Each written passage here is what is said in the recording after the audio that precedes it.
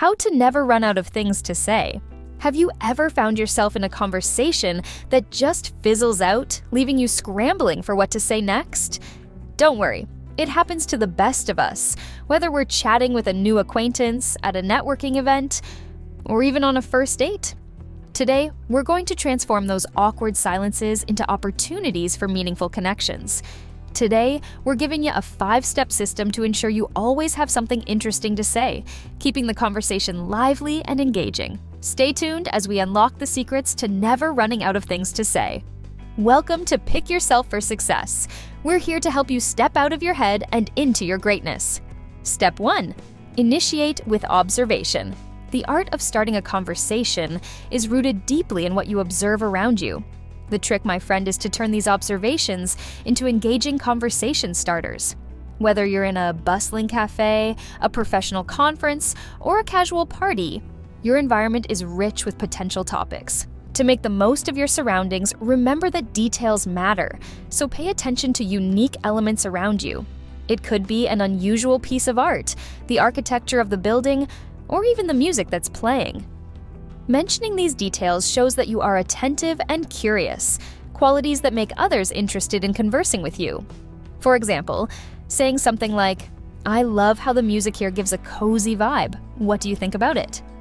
can open up a dialogue about musical tastes or favorite venues. Step 2. Ask open-ended questions. Once you've initiated the conversation with a keen observation, the next step is to sustain and deepen the dialogue through open-ended questions. These types of questions encourage a detailed response and show genuine interest in the other person's thoughts and feelings. One easy way to master this skill is to go beyond the basics. So instead of sticking to typical questions like, "What do you do?" try to delve deeper. For instance, after someone mentions their profession, follow up with, "What inspired you to get into that field?" Or, "What's the most challenging project you've worked on recently?" These questions show that you're interested in more than just surface details. Step 3. Listen actively. After initiating with observations and engaging with open-ended questions, the next critical step is to listen actively. Active listening is not just about hearing the words. It's about fully engaging with the speaker and showing that you genuinely care about their input.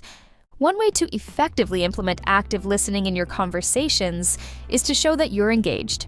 Use nonverbal cues such as nodding, maintaining eye contact, and leaning slightly forward.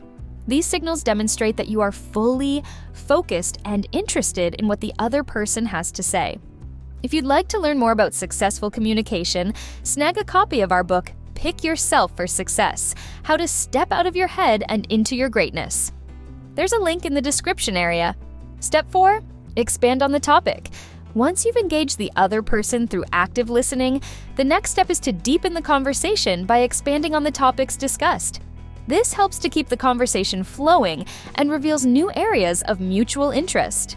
To expand the topic, try to branch out thoughtfully. Use the information shared as a springboard to related topics.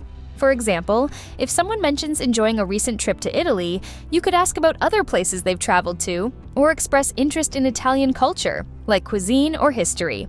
This not only keeps the conversation going, but also shows that you're interested in their experiences beyond the initial topic. Step 5. Share and reflect.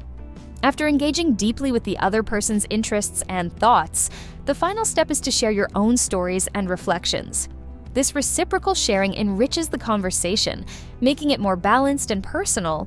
One interesting way to implement this step is to share relevant stories. When the moment feels right, share a personal story that relates to the topic being discussed. Make sure your stories are not only interesting, but also relevant to the conversation. For instance, if the conversation centers around travel, you might share an anecdote about a memorable trip you took, focusing on aspects that could resonate with the other person's experiences or interests. Effective communication is about exchange and connection, not just filling silence. Remember, sometimes it's okay to pause and think. What matters is keeping the conversation meaningful and engaging. Hey, don't forget to like, subscribe, and check out our book, Pick Yourself for Success. Looking forward to seeing you in the next video.